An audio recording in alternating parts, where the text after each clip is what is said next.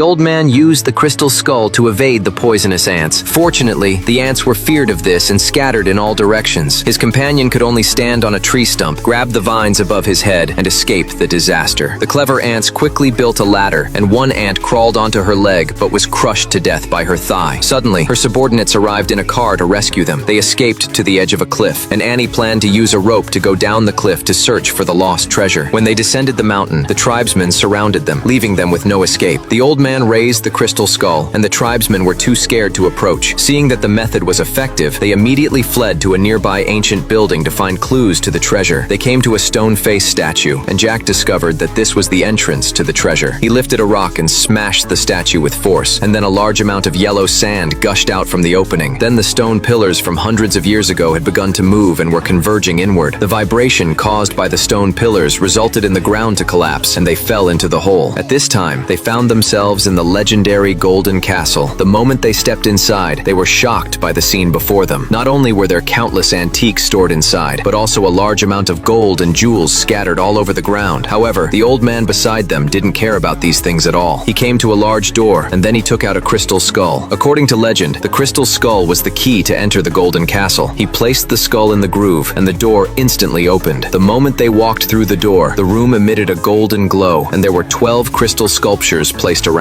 The attentive Annie noticed that one of the crystal sculptures was missing a skull. She walked over with a crystal skull in her hand, and suddenly the amazing scene occurred. The old